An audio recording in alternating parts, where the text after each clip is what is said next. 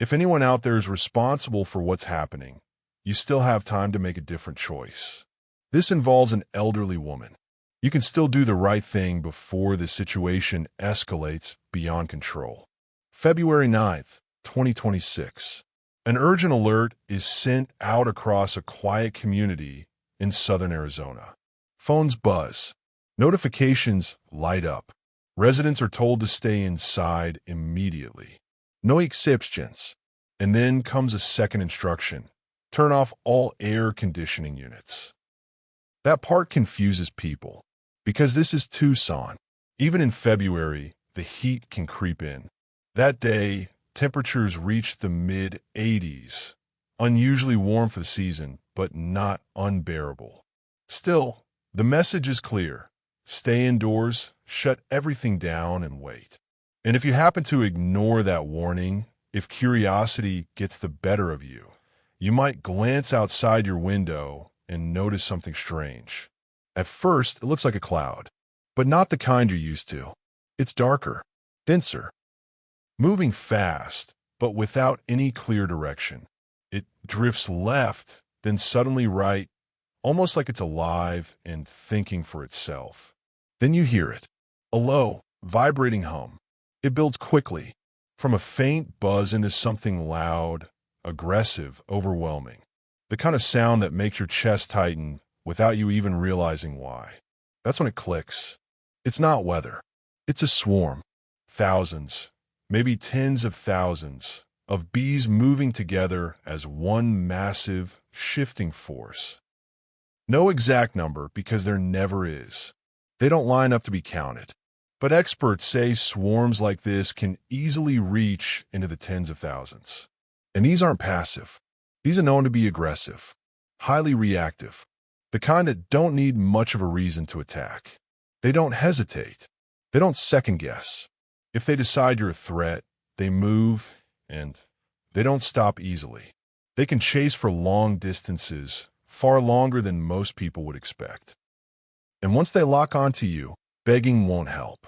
That's part of why residents were told to shut off their AC systems. Because when bees are searching for a new place to settle, they're drawn to two things: vibration and moisture.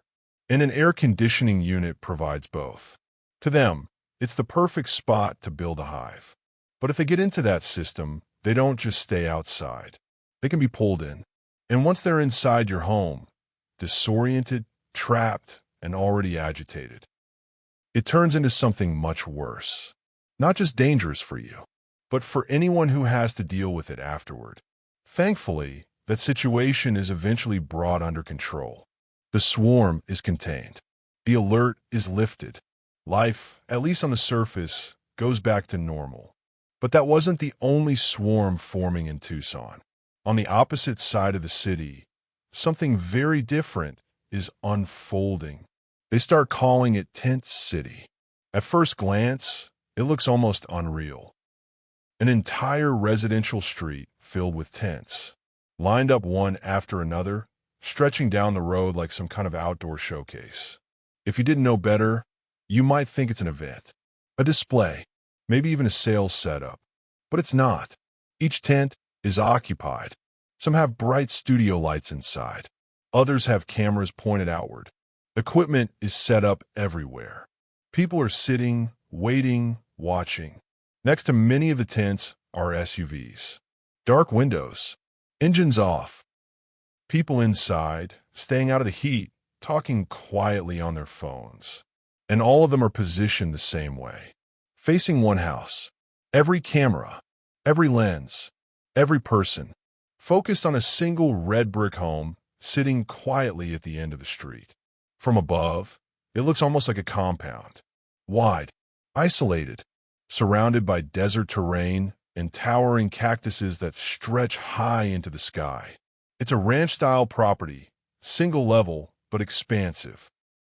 The kind of home that feels both open and closed off at the same time. Beautiful in its design. But nobody here is interested in architecture. They're here because something happened.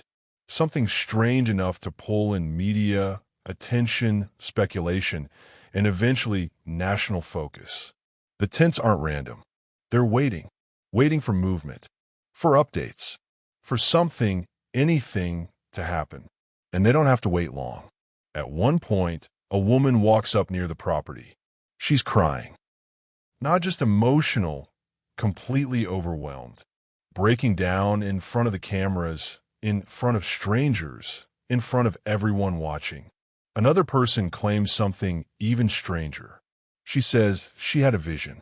Not evidence, not proof, just a feeling, something she saw in her mind that led her here. According to her, there are multiple men involved. Foreign men. And whatever happened, it connects back to this house. No one can verify it, but that doesn't stop people from listening. And then, as if things weren't already chaotic enough, another woman appears, completely out of place. She's dressed like she's at a photo shoot. Minimal clothing, bold outfit, boots, posing confidently in front of the tents and cameras. While others are tense, emotional, searching for answers, she's posing, taking pictures, smiling. Some people shout at her. Others react angrily. She doesn't seem to care. She gestures back, dismissive, and continues like nothing is wrong. It turns the entire scene into something surreal. A mix of tension, confusion, and spectacle, all while helicopters circle above. Cameras zoom in from every angle. People even climb into nearby trees, holding long lens cameras, trying to capture anything they can. Everyone is watching. Everyone is documenting. Because the woman who lives in that red brick house is gone. And no one has been able to explain why. The house itself looks calm. Too calm. From the outside, there's nothing that immediately suggests something is wrong. No broken windows. No obvious signs of chaos. Just a quiet property sitting in the desert, surrounded by stillness. But that stillness is misleading. Because inside that calm, something happened. And the only real clue anyone has comes from a camera that wasn't even supposed to give them anything. A doorbell camera. Not footage that was easily available. Not something investigators just pulled up instantly. In fact, for a while, it seemed like there might be no footage at all. Because the camera itself was gone. Ripped clean off. Whoever showed up that night didn't just walk to the door. They made sure to remove the one device that could have captured everything. But somehow a portion of that footage was recovered. And what it shows is enough to raise more questions than answers. It's late, sometime after midnight. The image is grainy, black and white, the kind of footage that feels distant and cold.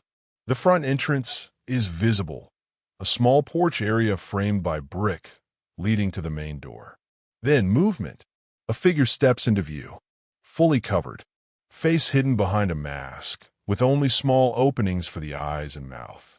The clothing is dark, no clear identifiers, no hesitation in their movement. But a few details stand out immediately. First, the backpack. It's large, overfilled, bulging in a way that suggests it's carrying something significant. Not light, not casual. Whatever is inside, it's not empty space. Then, the way they're holding a light. Not in their hand, in their mouth. A flashlight clenched between their teeth, pointing forward as they move. It's an odd choice, but it frees both hands. And then there's something else. A weapon, positioned in a way that doesn't make much sense. Strapped near the front of the body. An unusual placement, almost intentional in how it presents itself. Not practical, not standard, but intimidating. Everything about this figure feels deliberate, controlled, like they've thought through how they want to appear. They walk up to the door, not rushed, not panicked, just calm, almost too calm. That's one of the strangest parts. They're not constantly checking over their shoulder. They're not acting like someone afraid of being seen. If anything, they move like someone who already understands the environment, like they've been there before, or at least studied it. They reach toward the door, and then something changes. The person suddenly becomes aware of the camera. You can see it in the movement. They lift a hand, trying to block the lens. It's clumsy at first, just pressing their hand in front of it, try to obscure the view. It doesn't fully work. So they step away, walk off briefly, and return holding something. Leaves, small branches, bits of vegetation gathered from nearby. They push it toward the camera, trying to cover it. Still not enough. And that's when the footage cuts, because moments later, the camera is no longer there. Removed completely. Whatever happens after that, no one sees. No one hears. No one records. The next confirmed moment comes hours later, around 2 o'clock in the morning. And by that point, she's already gone. The woman who lives in that house, an elderly woman in her 80s, disappears sometime during that window. There are signs something happened. Small traces. Drops of blood found near the front entrance. Not a large pool. Not a violent scene, but enough to confirm that something went wrong. Something physical. Something real. And then nothing. No clear direction. No vehicle description. No confirmed number of people involved. Just a timeline that doesn't make sense. Earlier that night, she had been somewhere else, spending time with family. A normal evening. No signs of concern. No indication that anything was about to happen. She returns home later that night. Everything appears fine, until it isn't, because within just a few hours, everything changes. And the most unsettling part? There's a gap, a period of time where someone is believed to have been inside that house. Not for a few seconds, not just a quick in and out, but long enough to raise serious questions. What were they doing in there? What happened during that time? And why does it feel like whatever took place wasn't rushed? That detail bothers people the most. Because if this was random, it doesn't feel random. If it was planned, then it raises even more questions. And if it wasn't about theft, then what was the reason? That's when the theories begin. Because when there are no clear answers, people start creating their own. And in this case, the theories don't just stay small. They spiral. Some believe it started as something simple, a break-in. The kind of situation where someone targets a home, expecting it to be easy. An older resident, living alone, quiet area, minimal disturbance. But something goes wrong. Maybe she wakes up. Maybe she sees the person. Maybe she recognizes something she shouldn't. And suddenly, it's no longer just a break-in. Others think it was never random to begin with. That whoever showed up that night knew exactly what they were doing. Knew the house. Knew the layout. Knew the timing. And maybe even knew her. Because the way that person walked up to the door, it didn't feel like guesswork. It felt like familiarity. Like they already understood what they were walking into. And that idea is what makes people uncomfortable. Because if it's not random, then it's closer. Closer than anyone wants to admit. At first, people expect something simple. A message, a demand, some kind of direct contact. Because in situations like this, there's usually a pattern, a structure, something that gives investigators and the family something to work with. A claim, a demand, a deadline. That's how these situations typically unfold. But this case doesn't follow that pattern. Not even close. Because instead of reaching out directly to the family, the first message goes somewhere else. A local news station. Not a phone call. Not even a direct email. A submission form. The kind anyone can access online. Basic fields. Name, message, contact details, optional.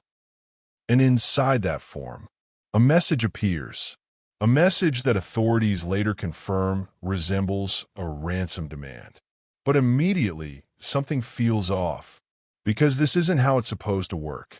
If someone is trying to exchange a life for money, they don't usually start by contacting the media. They go directly to the people who can pay, quietly, privately, without drawing attention. But here, it's the opposite. Within a short time, multiple outlets receive similar messages. Different platforms. Same structure. Same tone, all pointing to the same situation. And inside those messages are details that raise even more concern. Deadlines. Two of them. The first, just days away. A demand for millions requested through digital currency. Specific instructions. Specific amounts. And if that first deadline isn't met, the second one raises the stakes even higher. More money, less time, and an implied threat that becomes harder to ignore. But here's the problem. There's no proof, no image, no recording, no confirmation that she's even still alive. Nothing to verify that the person making the demand actually has her. And that changes everything. Because now, investigators aren't just dealing with a disappearance. They're dealing with uncertainty layered on top of uncertainty. Is this real? Is it connected?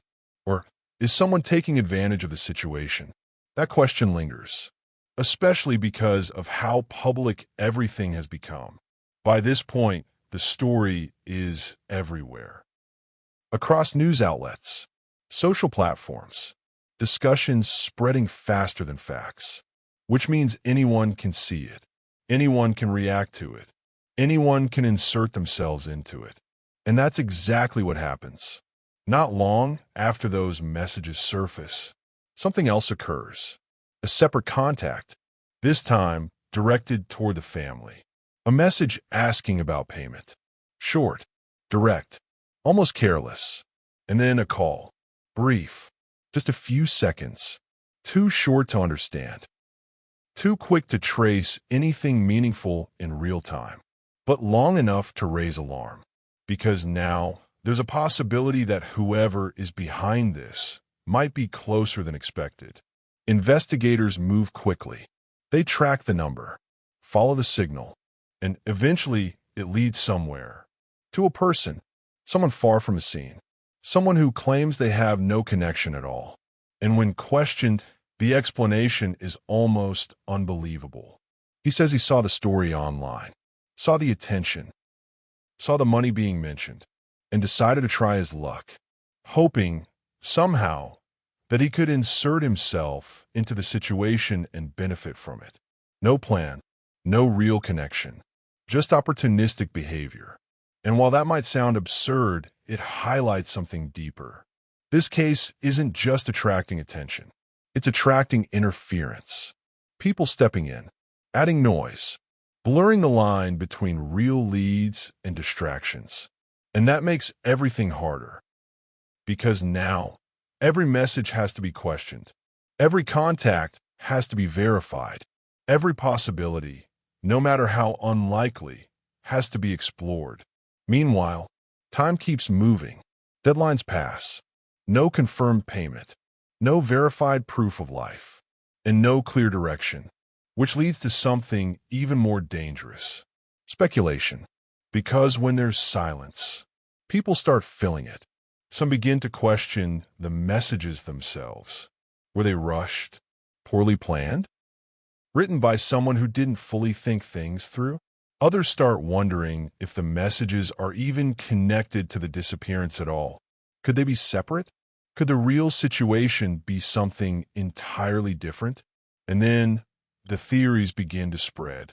Some suggest it started as a simple intrusion, something that escalated unexpectedly. Others believe it was targeted from the beginning. Planned, calculated, not random, not accidental. And then there are those who think the truth is being hidden, that what's visible isn't the full picture. Because the more people look at this case, the less it seems to make sense. Why contact the media first? Why create deadlines without proof? Why draw attention to something that would normally stay hidden? It doesn't fit the usual pattern. And when something doesn't fit, it creates doubt. Doubt leads to questions. And questions, without answers, turn into something much bigger. By now, the house is no longer just a location. It's a focal point, a place where cameras stay fixed, where people wait for something to change. But nothing does. No exits, no clear direction. Just a growing sense that something about this situation isn't adding up. And as the days pass, that feeling only gets stronger. By now, one detail starts to stand out more than anything else. The timeline. Because when everything is laid out, there's a gap. Not a small one. A window of time that doesn't just raise questions, it amplifies them. Earlier that evening, everything seems normal. Routine. She spends time with family. A quiet visit. Nothing out of place. No signs of stress. No indication that anything unusual is about to happen. Later that night, she's taken home.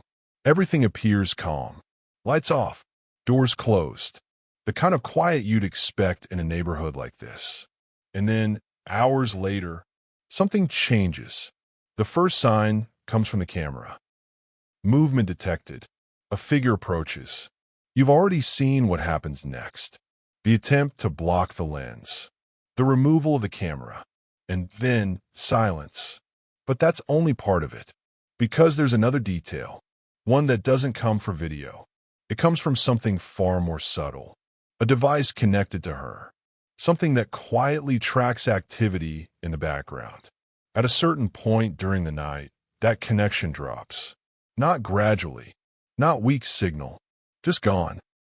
As if the distance between her and that connection suddenly changed. And that moment becomes critical. Because when investigators look at the sequence of events, they notice something. From the time the camera is disabled to the moment that connection disappears, there's a span of time, roughly 40 minutes. 40 minutes where someone is believed to have been inside that house. 40 minutes. That's not quick. That's not rushed. That's time. Time to move. Time to search. Time to do something that no one can fully explain. And that's what unsettles people the most. Because if this was random, why stay that long? If this was panic, why wasn't it faster? And if this was planned, then what exactly required that amount of time? That question sits at the center of everything. Because the more people think about it, the less it feels like a simple situation. It feels layered, intentional, like whatever happened inside that house wasn't just about getting in and getting out. And then there's the environment itself, the setting. Because this isn't a tightly packed neighborhood where houses sit side by side. This is different. Properties here are spread out. Large lots, open space, distance between neighbors. From one house, you might not even see the next, especially at night. And that's another factor. Darkness. This area is known for limiting artificial light, not just in the city, but even in residential spaces. Bright exterior lights aren't common. Street lighting is minimal. The goal is to preserve a natural night sky, which means when the sun goes down, it gets dark, really dark. And in that kind of darkness, movement becomes harder to notice. Details become easier to miss, even if something is happening nearby. Add to that the terrain. Desert vegetation, thick clusters of cactus, brush that can easily block visibility. Everything around the property creates natural barriers. Not walls, but enough to obscure, enough to hide movement, enough to make it difficult for anyone passing by to notice something unusual. And then there's the structure of the house itself. Set back from the road, not immediately visible. Even if someone were driving by, they wouldn't necessarily see what's happening at the front door, which brings everything back to that same point. Isolation. Not complete, but enough. Enough to create opportunity. Enough to reduce risk. And when you combine that with the timeline, that 40-minute window becomes even more concerning because it suggests control, not chaos, not randomness, but control. And that leads to another question. Access. Was there forced entry or not? That detail isn't clear, and the lack of clarity only adds to the uncertainty. Because if there was no forced entry, then how did someone get inside? Was the door unlocked? Did they find another way in? Or did they already know how? That possibility changes everything. Because if someone knows how to enter without force, it suggests familiarity, not just with the house, but with the routine, with the environment, with the situation. And that's where the speculation starts to shift. From random to intentional, from unknown to closer than expected. Meanwhile, the physical evidence remains limited. The small amount of blood near the entrance. Not widespread, not excessive, but enough to confirm that something physical took place. And even that detail creates questions, because at that age, even minor force can cause visible injury. It doesn't necessarily mean something extreme happened, but it does mean there was contact, there was struggle, at least to some degree. And then, nothing. No clear trail, no obvious direction, no confirmed path away from the property. Just a disappearance, and a timeline that doesn't explain itself. By this point, investigators are dealing with more questions than answers. And the public is starting to feel it too, because the more information that comes out, the less clear things become. And that's when the case begins to shift again, not just into speculation, but into something deeper, something more personal. Because when people can't understand what happened, they start looking closer at everything, at everyone, at every possible connection. And that's where things begin to get complicated. At this point, something shifts. It's no longer just about what happened that night. It becomes about who. Because when answers don't come, people start looking for them themselves. And that's when things begin to spiral. Online discussion gros rapidement. Forums, videos, comment sections. Everyone has a theory. Everyone has a perspective. And slowly, attention starts moving away from the unknown toward the people closest to the situation. Not because of evidence, but because of proximity. Because when something doesn't make sense, the mind looks for something that does. And often, that means looking inward instead of outward. Family members begin to appear in public statements. Short videos, controlled messages, carefully chosen words. They speak directly to whoever might be responsible. Calm, measured, focused. They ask for one thing above all else: proof. Proof that she's alive. Proof that communication is real. Because without that, nothing else matters. From the outside, those videos seem straightforward. But online, they're dissected. Every word, every pause, every expression. People begin analyzing tone, comparing reactions, asking questions that don't have clear answers. Why does one person sound more emotional than another? Why does someone speak less? Why does someone appear more composed? It becomes less about the message and more about how the message is delivered, which is dangerous because stress doesn't look the same on everyone. Some people show everything. Others shut down completely. Some speak. Others stay silent. But online, those differences turn into suspicion. And once suspicion starts, it doesn't stop easily. At the same time, something else is happening. The scene around the house is growing. More attention, more cameras, more people showing up. Not just media, but individuals trying to capture something themselves. Some climb nearby terrain to get a better angle. Others position themselves for hours, hoping to catch any kind of movement. And then there are moments that make everything feel even more surreal. People showing up not to observe, but to participate, posing, filming, turning the situation into something else entirely, which only adds to the chaos. Because now the environment around the house isn't just tense.